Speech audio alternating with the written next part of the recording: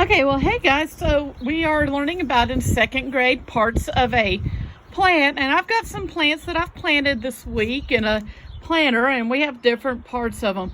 But before I planted them, they came in containers very similar to this one. This one actually I pulled out and then put in a bigger one for right now. But we're going to look at the parts of this plant for an example, and then I'll plant it with these other ones.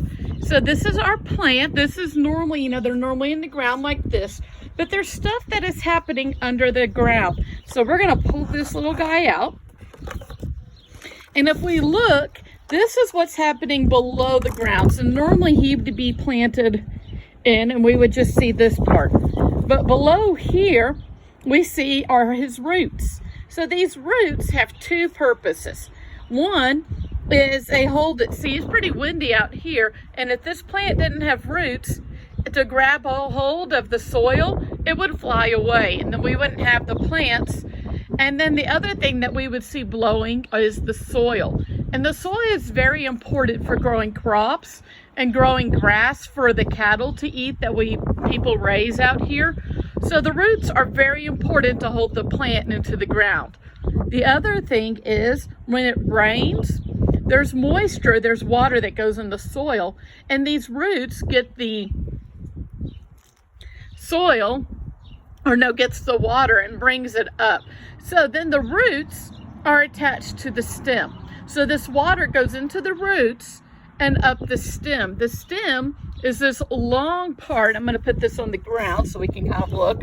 There's this part right here that the leaves are attached to. This is the stem. So the water goes from the roots up through the stem. It's kind of like a road system. I call it the transportation system of the plant. So if you watch on the highways, and I'm sure if we do this long enough, we'll see one. There's a lot of Walmart trucks that go back and forth on the highway, that goes through Olton, that goes to Plainview to Muleshoe. And those are Walmart trucks are carrying or transporting goods from this distribution center in Plainview, and I think they must go all the way to Clovis, New Mexico, but they take the goods all over the place. And so that's kind of what the stem does. It transports water and nutrients from the soil up the stem, and they take them to the leaves. Now the leaves of plants are very important. That is where the plant makes food. Remember, plants are a producer. They produce or make their own food. They need the light energy, and they need some stuff called chlorophyll in the leaves, and they make their own food.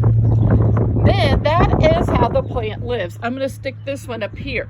Now the plants also need to make seeds. Some plants, like these, they don't necessarily have flowers, but they will come off and make seeds somehow. I've never seen it on these. And then we have plants that have flowers. Another part of some plants are flowers. So the flowers will attract bees. Actually, right now they're attracting moths. That's what I've been seeing.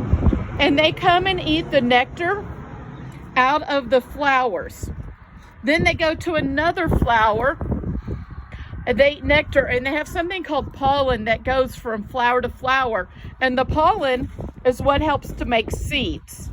Now these right here are impatiens, and they're not ready yet, but I had these growing up in Houston, and they would have these little seed pods underneath the flower. These are definitely not, I don't see any.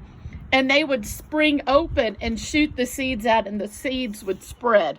And that's why they would get more flowers.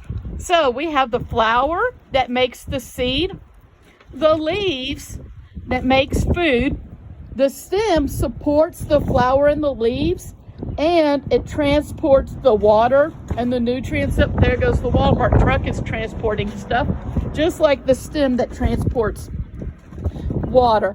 And then we have the roots that holds the plant in and gets the water up from the ground. So those are our parts of our plants. I hope you've enjoyed the variety of plants that I've planted and the information. So the next time you look at a plant, you know exactly what each part does.